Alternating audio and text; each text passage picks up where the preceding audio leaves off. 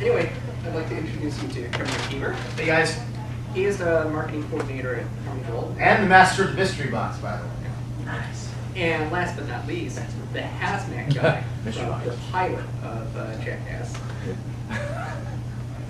I'm Tommy Ian, creative director at a.o.d. USA. I work on Robotech Shadow Chronicles, and prior to working on Robotech, I'm also working in the comics industry. I've worked on series such as Speed Racer, Racer X. And also, we're here to remember Carl Mason. Carl's last appearance here was last January in 2010. Unfortunately, he had passed away since then, and a lot of what we're covering here is the work he had started that we were working on completing.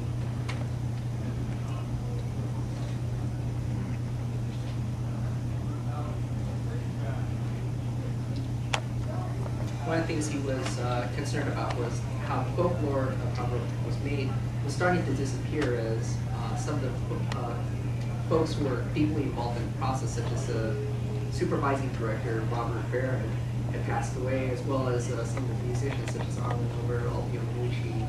And he wanted this to be documented so that this would be something that, you know, not just the cast and crew remembered, but that also he could share with the fans, you know, how it all came together. We had started to put together the inklings of how this would be produced, and he started gathering contact lists, and then unfortunately he had passed away, but this was something that was we had worked to complete without him. Just to give you a little bit more background on Carl Mason, the man, how many of you know about his work outside of Robotech? That he used to work in Streamline Pictures, a.o.d. How many of you knew that his company was the first to bring Akira to the United States? Or, yeah. But yeah, he had also brought Miyazaki, such as Totoro, to the United States before Disney had the rights to it. So he really had an unusual, he had an uncanny nose for picking out the best anime titles for releasing in the U.S. market. What you see here is Carl, very young. He grew up in Pittsburgh. He was born in 1951. And he was a gifted student. He had been accepted to MIT. However, he wanted to be in California. He wanted to study film. And he went to Cal State Fullerton, where he studied theory and critique of cinema. And the image you see right there is him interviewing Oscar-winning director Sam Peckinpah. So he was really into the industry at a young age. What you see here is Carl working at Intersound. He's working with, I believe it's Leonard Araujo in post-production of Robotech. This is some of the folks over at Intersound. This is Ken Hayes. He is general manager of the facility. Here pictured with Reba West. She was the voice of me. Here's Carl through the years. On the left, this is him at Streamline Pictures during the 90s. On the right, that's him working at a.o.d. Films in the following decade. After he worked at a.o.d. Films, he actually returned back to California, and we decided to get involved with him again. I have him working back on Robotech because he was, while he was at a.o.d., which was very fortunate happenstance, he was an important part of the production of the DVDs there. And since he was back in California, we wanted to work with him again on Robotech. What you have on the left here is him and Ray Harryhausen, one of the pioneers of stop motion animation. And on the right, that was his last appearance at San Diego Comic-Con. And here we have him with Scott Glasgow, our composer, on Robotech Shadow Chronicles. And on the right is the last photo we have of him. This is in April 2010. Here's a couple more images of him. Differences between the decades. The image at the top is him in the 80s working with a.o.d. and the staff at Tatsunoko. And the image at the bottom is Carl at a.o.d. again, decades later, reminiscing about the years that Robotech has survived. So that's his legacy, 25 years of Robotech. It was interesting that he talked there were some people who were skeptical of him at the time back in the 80s, that he thought that the Robotech would last for decades, it would have a lasting impact. This is a clip I'd like to show to some audiences. One of the interesting things that's happened in Robotech, over the past couple of years is we've essentially caught up to the future. And this is a kind of an important point because when we were rushing to release a lot of Macross-themed comics at the beginning of the 2000s, about a decade ago, this was because we were mindful of the fact that we were going to catch up to a lot of the dates that were going to happen. And we do hear from some fans, they say, if you ever reboot Robotech, if you ever make a live action film, well, if you change any of the dates, it's not going to be Robotech to me anymore. You hear that sometimes, you can't have Robotech without 2009. But, I've brought up this analogy before. If you had that same kind of mentality with, say, for example, the Marvel properties. I mean, Tony Stark, as originally written, he was held prisoner by the Viet Cong during the Vietnam War. Because the series was created many decades ago. But of course, obviously, you have to update it for the times. The background was changed from Vietnam to. Oh, yes, sir. And also, you understand that it's 2011 now, and we're not anywhere close to the technology that's in it. So. Oh, I know, but the thing is, fans get caught up in the details, and it's understandable because it's part of the nostalgia. And the thing is, the original series is always going to be there. I mean, this becomes especially prevalent as series get very, very old, such as Batman and Superman. This is like a lot can happen in 25 years. Like the fighter that the BF-1 is based on is retired. Yes. And then sometimes serendipity happens, where boxy, square, unaerodynamic fighters that can evade radar actually end up happening. Or that love triangles can be avoided if people foresaw that cell phones would become a commodity. And now we know who is running the country when there's a tribal dirt.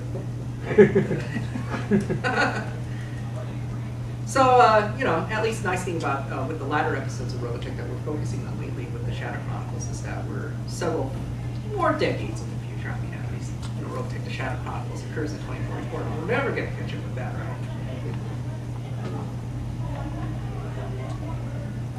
Of course, there's another option to put it farther in.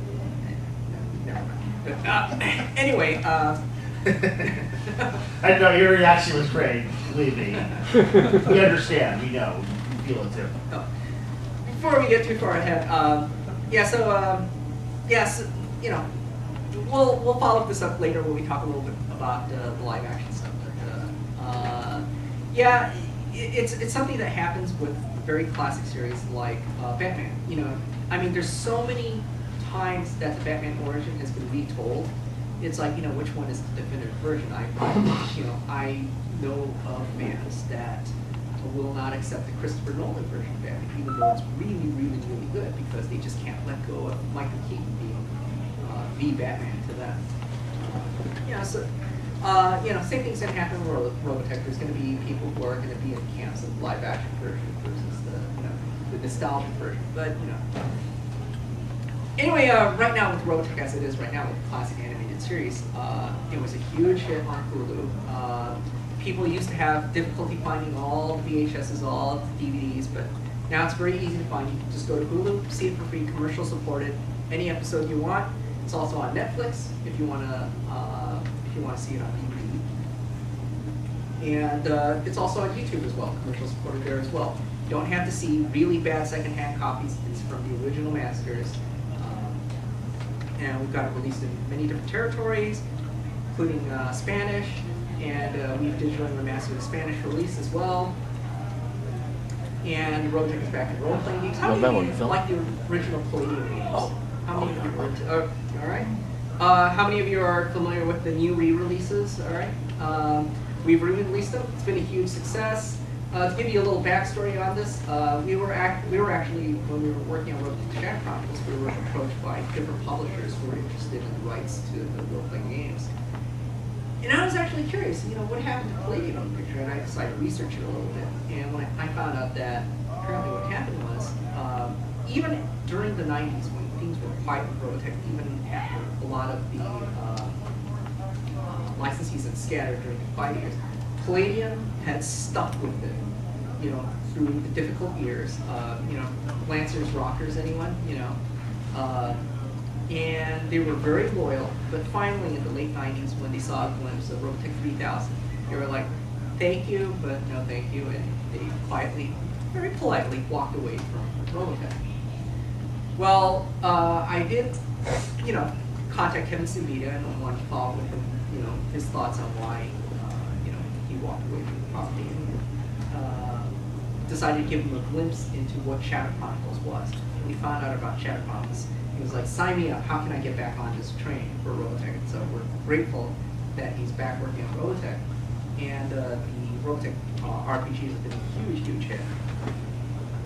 And of course, just like the DVDs, when you have a hit, you got re-releases. So you've got the deluxe edition, the hardcover edition, and so forth.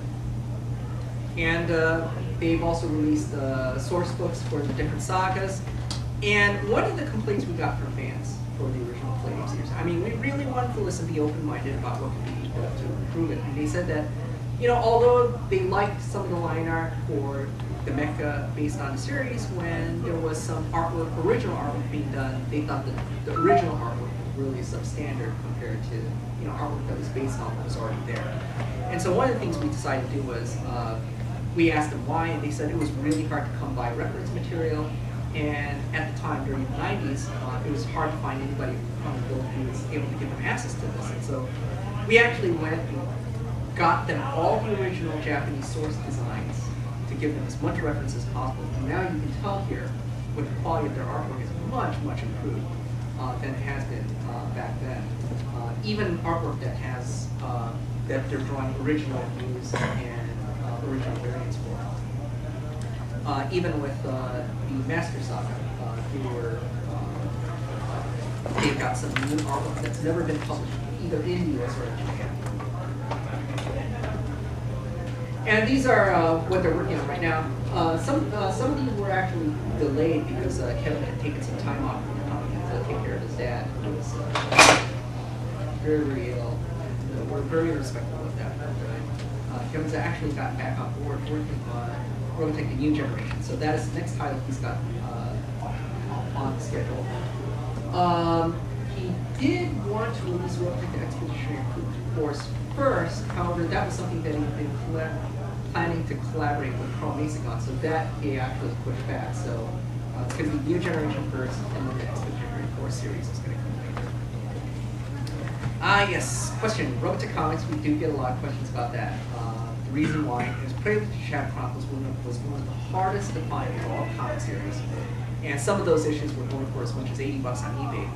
So we released them as trade paperbacks. And so obviously for a lot less money than $80, you can not only get, find the full story, but we've also created new artwork, new scenes just for the trade paperback. So we've got some extra scenes in there that bridge the events from Prelude to Shadow Chronicles to the DVD.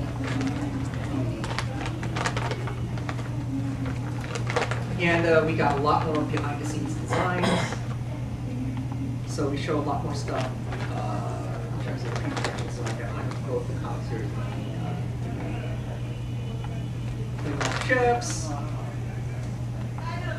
mecha, and even kind of take a step back and look at how some of the designs that were salvaged from the Sentinels were reimagined for the Shadow Chronicles era. Like, for example, this is the cover art. How many of you guys know? Yeah, go ahead. That artwork you had just shown a moment ago, what book is that in? Okay. What you have here is, most fans only saw the Regent's armor on the cover of Rubicon. This was a pre-production design that was done for Sentinels. Never published before, except in one What RPG? reference book for the RPG. Oh, okay. It was like a Sentinel supplement, and it was like buried in page 90 or something like Oh that. wow. Okay, because I was wondering. So I know I asked this question yesterday, but those last few pages you showed with all the different Yeah. scales and stuff, is that going to be released, or was that released already in the? Oh, well, we did. This is actually material that was published in the Premium Shadow Chronicles trade paperback. So the artwork is in there. Oh, nice. You know, we haven't released all of the Sentinels. Artwork. We'll find the right time to release them piecemeal. But Cool. yeah, so that's where the Jack McKinney cover actually came from. Right. Oh. Okay. And you know, that's why we actually ended up redesigning it. Because I don't know if you're familiar with this battlesuit design. It was actually one of the human-sized Indu that came to meet Jonathan Wolfe during the eulogy episode. Oh, And so they were trying to stuff the Regent, who's supposed to be like 15 feet high, into one of those. And so if you compare them side to side, it's a little bit comical looking. So we decided to just come up with a giant mecha for the Regent Wow. and put them there instead. So that's one of the things we kind of changed from the Sentinels design. And so this is also the Carbarans. I don't know if you heard about this little piece of folklore. Is the first time he saw the production design submitted to him. They were called the Care Bears, and Carl realized that that would not fly, you know, and so he called them and respelled the name Carbarans instead. I know I've seen those in Art 3. When Yeah. they released Art 3, those were shown. Anyway, yeah, this was one of the things that Carl wished that he had more retakes on. One of the things that he had talked about was because they were on such a breakneck, compressed schedule for the Sentinels, because Macross, work on Macross was done from 80, started in late 1980 until it started airing in Japan in October 1982. That's a 2-year gestation period for 36 episodes. Whereas Sentinels, they were trying to get 65 episodes off the ground in 1 year. Wow. And so what happened was they had to cut a lot of corners. And so in order to meet such a breakneck schedule at the budget levels that they had, there was no contingency for retakes, which means if there was a bad design submission, they just had to roll with it or else risk falling behind schedule. Right. And so now that we have a little bit more luxury for time, it's redesigned a couple things. Yes, go ahead. If there's any plans to redo the Sentinels, are you're gonna theme it probably more animation style like the originals instead of the kind of muscle type things that they did? Yeah, like it was you know, like one of the things you notice is when the Expeditionary Force came back, we decided to kind of redesign the outfits. Everything has a little bit much more of a naval look to it, rather than with the Sentinels. We noticed that most of the outfits were actually heavily based on the Southern Cross outfits. You know, it was more or less the same outfit. And you know, just from general polling of the fans, except for a very vocal minority, people seem to prefer those outfits the least. And so we decided to, and also because it was a new generation era, we decided to kind of revise things to kind of fit more into the mold so everything fit together a little bit more seamlessly. So that's how we kind of already reimagined the Expeditionary Force a bit that way. And also, when we get to the Expeditionary Force for the RPG, that's also going to undergo another bit of reimagining there. You know, I think if you think about it thematically, you know, it doesn't all have to look the same, because the Army of the Southern Cross is what remained of the Earth forces on Earth. They're going to have their unique look, and the Expeditionary Forces in deep space, they can have their own unique look as well. So I think that's why we wanted to kind of go back to a fresh palette and design things anew. Oh yeah, this as well. Yeah, if you're familiar with the Buckethead look, we decided to kind of update that look a little bit more for the comics, so that it was, you know, a little bit more impressive looking. Because I remember when this design was first released, it was a bit derided. And Janice as well has undergone a substantial amount of redesign. And so this is something you can now pick up at comic shops, or you can get it on online stores. We were going to release the Love and War Stories trade paperback